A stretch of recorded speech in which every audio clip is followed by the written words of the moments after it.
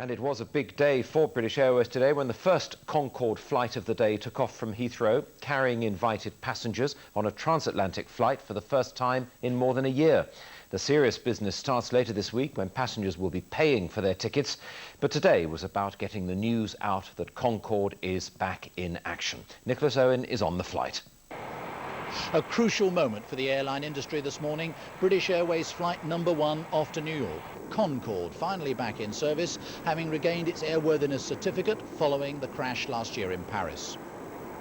On board, guests invited by an airline desperate to get its top-spending customers back on the transatlantic route, hit so hard by the aftermath of September the 11th.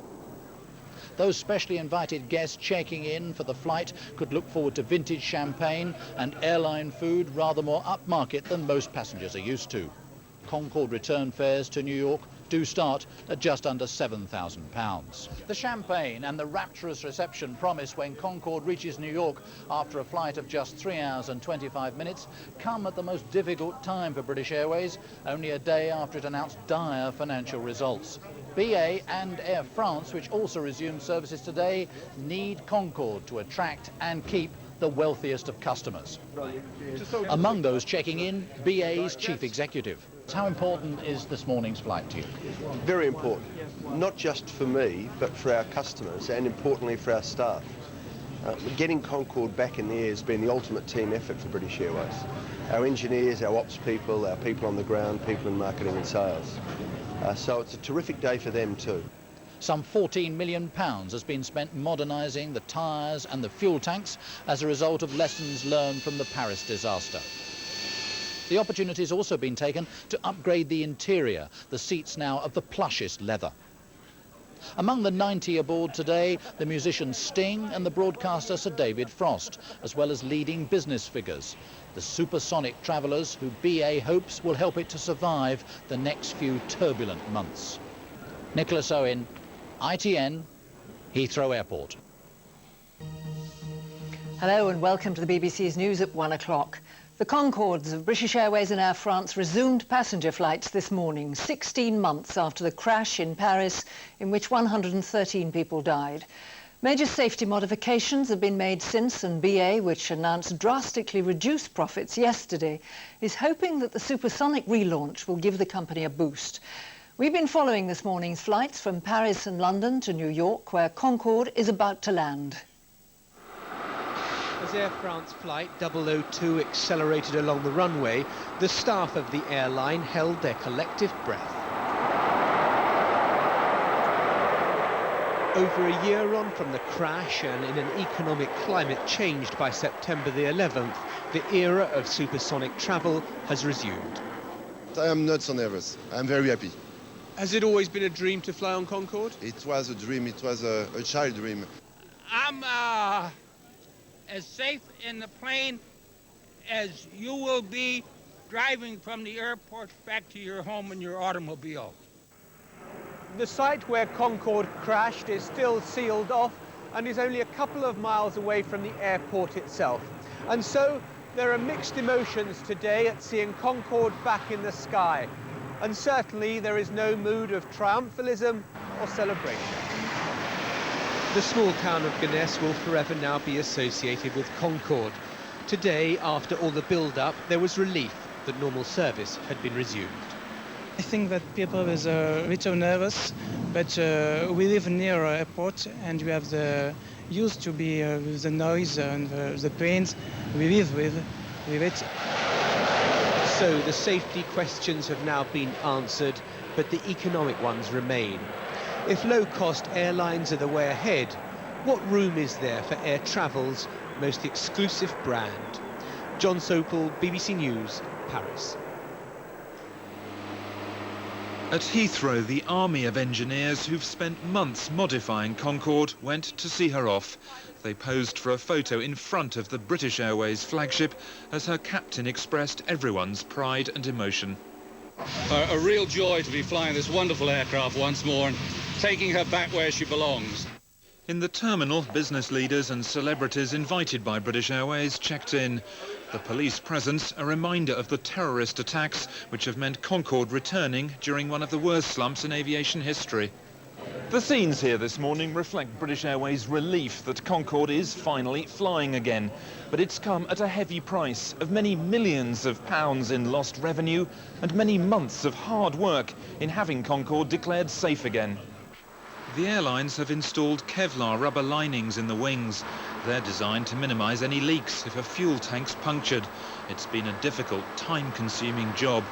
New tyres have been developed, which are meant to be less likely to burst if they're damaged. And there's also better protected wiring around the undercarriage. Modifying BA's 7 Concordes is costing £17 million, but the airline's always been convinced that today was worth paying for and waiting for.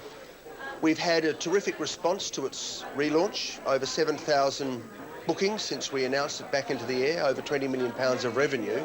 A lot of our customers have been very keen to get Concorde back in the air. And at 10:44, a few minutes late, Alpha Echo roared down the runway. The return, depending on your point of view, of the world's most glamorous passenger aircraft, or one of the noisiest and most polluting.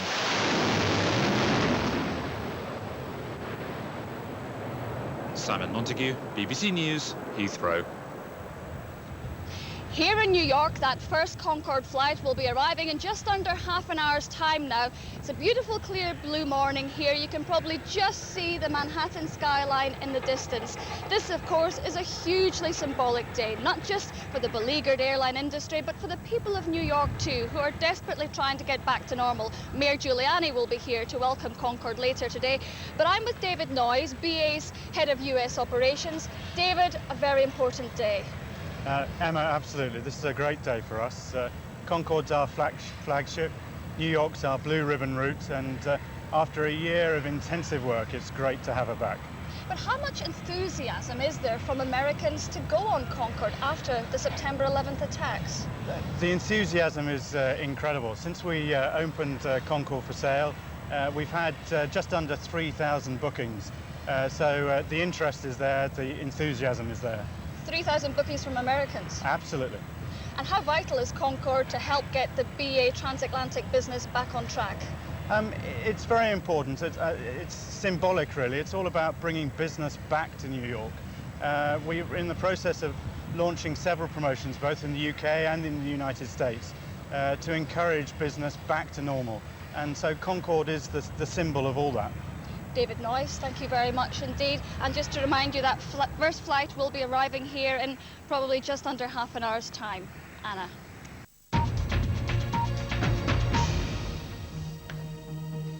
Good afternoon. Concorde has returned to the skies, with British Airways and Air France resuming their transatlantic passenger flights.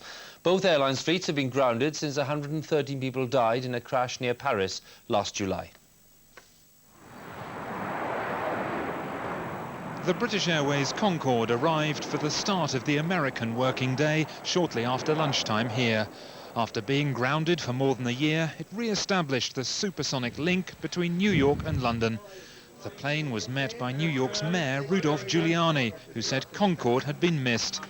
Earlier, the pop star Sting reflected on his pleasure at flying on the aeroplane again. Well, what do you think? Well, it's nice to be back on this plane. I used to travel on it for 20 years regularly, and it's good to be back. There was a big send-off this morning for the army of engineers who've worked on Concorde for 15 months. They've fitted reinforced rubber linings in the wings to minimise any leaks if a fuel tank's punctured. New tyres are meant to be less likely to burst if they're damaged. The modifications have cost British Airways £17 million, but BA and Air France were determined to see the world's fastest, noisiest passenger jet fly again.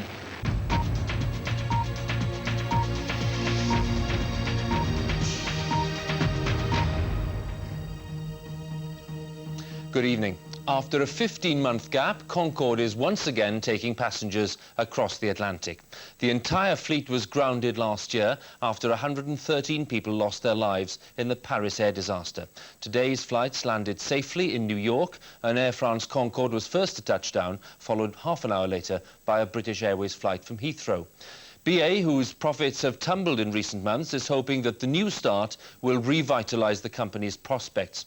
Among the long list of celebrities on board today was our correspondent, Fergus Walsh. back in business. This was the moment Concorde's engineers had worked towards for more than a year.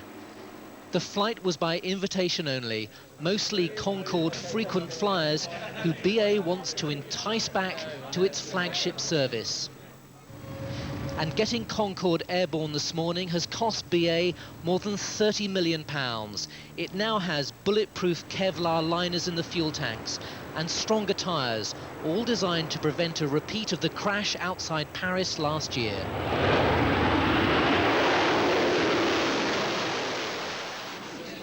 Concorde has been offering its champagne service since the 70s, but everything about the interior of the plane has now been redesigned. But post-September the 11th, the new cutlery is plastic. What's it like to be back on board Concorde? Oh, it feels great. Nice new blue seats. The only change I've noticed. But yeah, I've been flying this plane for 20 years. I'm glad it's back. I'll be looking forward to getting to New York before I took off. And for Concorde's crew, this was an emotional flight.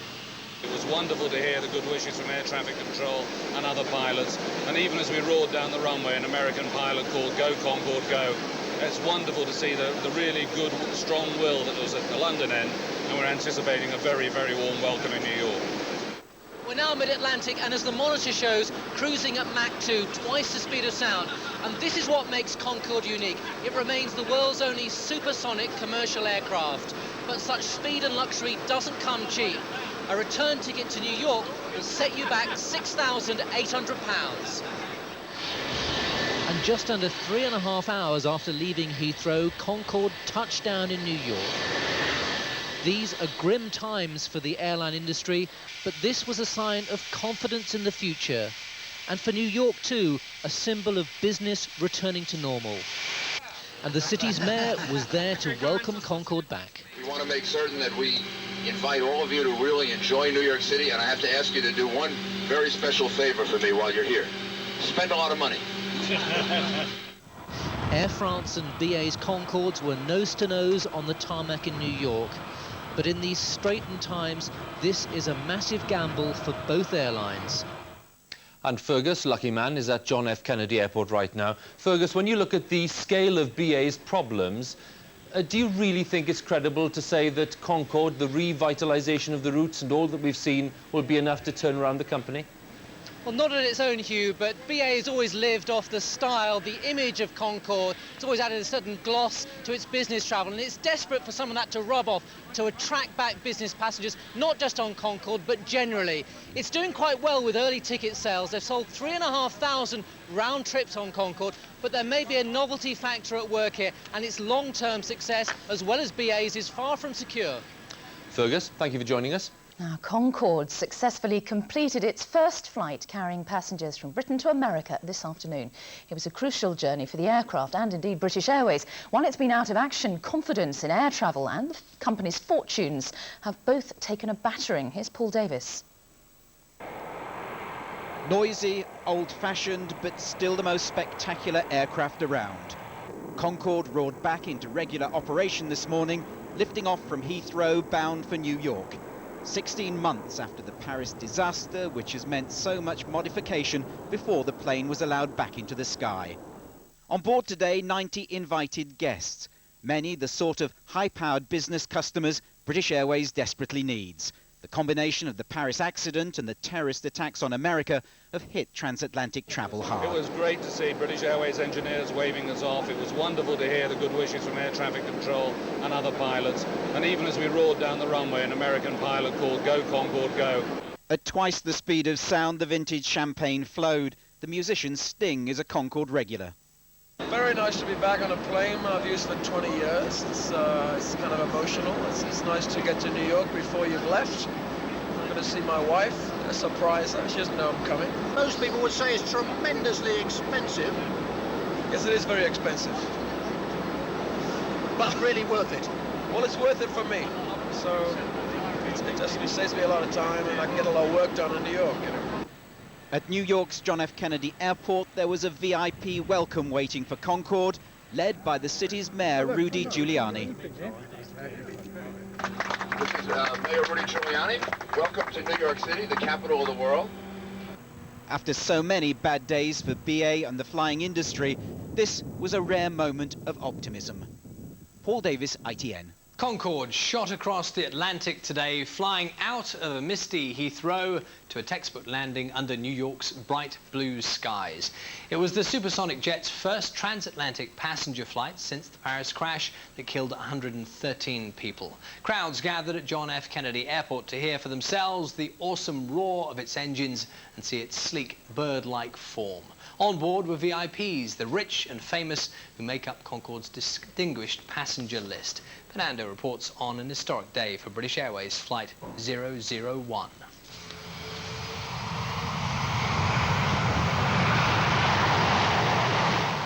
The Concorde roar once more at Heathrow. With call sign Speedbird 001, the first British Airways Concorde to carry passengers for over a year takes to the skies. Although takeoff was 15 minutes later than scheduled, it means supersonic flight for the super rich is back.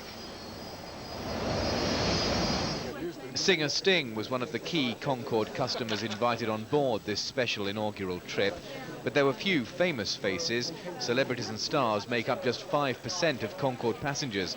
The vast majority are business people, the type who need supersonic speed and will pay for it. But in July last year, the supersonic dream had come crashing to earth when an Air France Concorde caught fire on takeoff from Paris. All 113 on board were killed. The jets were grounded, and British Airways has spent £17 million on engineering work to correct the problems. The airlines also spent nearly as much on a full interior refit. British Airways has spent £14 million refurbishing the interiors of its Concorde fleet. That's looking like money well spent. They've already taken £20 million in advance bookings. There'll soon be some very rich, very powerful and very famous bums on these brand new designer seats. And over the Atlantic today, the champagne was flowing. Well, it's always exciting flying supersonic, and it's always exciting to get to New York before you've left. You do a full day's work. Today I'm going to see my wife, who's in New York. She doesn't know I'm coming, so it'll be a nice surprise for her. Promoting my new album. Then 15 minutes ahead of schedule, touchdown at New York's JFK Airport. Thanks to its speed, the plane landed at 9:10 local time, effectively before it had left London. And there was a personal greeting from the Mayor of New York. Good morning. This is Mayor Rudy Giuliani. Welcome to New York City, the capital of the world. And thank you all very much for coming over. We want to thank British Airways for re-establishing this wonderful service, the Concorde. We're very, very delighted that it's back in service. An Air France Concorde also flew into New York today, and the symbolism is clear. Europe and the United States are as close now as they have ever been. Ben Ando, Heathrow, 5 News. Well, 5 News filmed behind the scenes as Concorde's chief pilot, Captain Mike Bannister, made final preparations for today's flight. We'll have a special report from inside the supersonic cockpit on our programme at 7:30 tonight. Concorde shot across the Atlantic today, flying out of a misty Heathrow to a textbook landing under New York's bright blue skies. It was the supersonic jet's first transatlantic passenger flight since the Paris crash that killed 113 people. Crowds gathered at John F. Kennedy Airport to hear for themselves the awesome roar of its engines and see its sleek bird-like form. On board were VIPs, the rich and famous who make up Concorde's exclusive passenger list. Live now to Fernando at Heathrow on an historic day for British Airways Flight 001. Ben. In a climate of falling profits, falling passenger numbers and plummeting passenger confidence, Concorde is a potent symbol of the glamour and speed of air travel, and much to British Airways' relief, tonight she's back.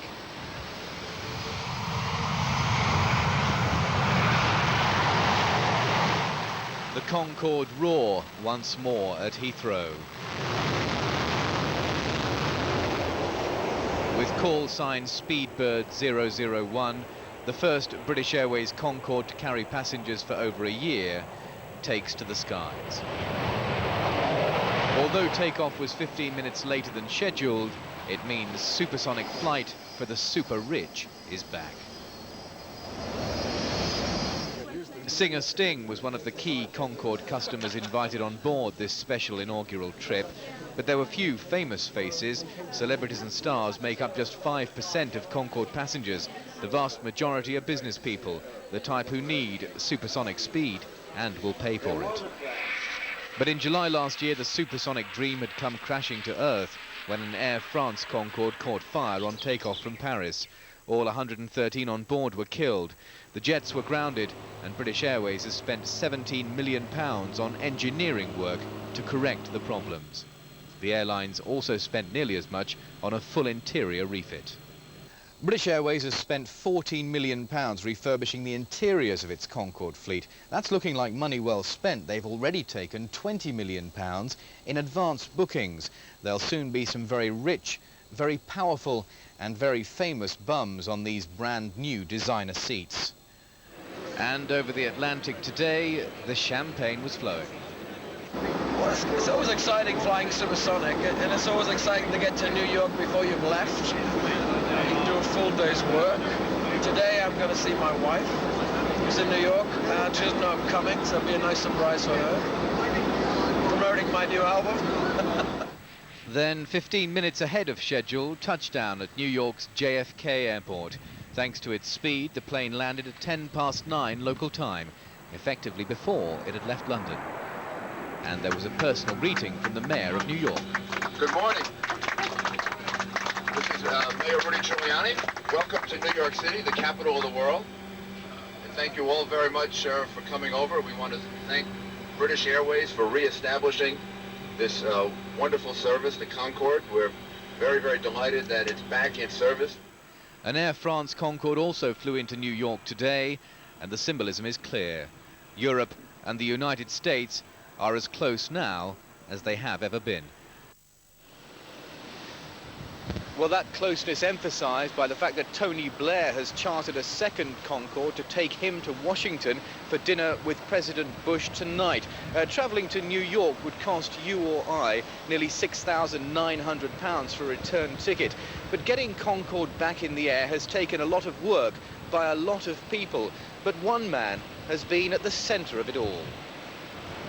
Chief Concorde pilot Mike Bannister. For him, getting Concorde out of the hangar and back into the skies has become almost an obsession. And as Concorde Alpha Echo was being prepared for today's flight, he remembered the tragedy in Paris.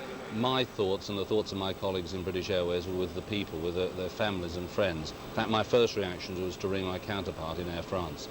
Very soon after that, though, my intention was to be part of the team to get Concorde back flying again.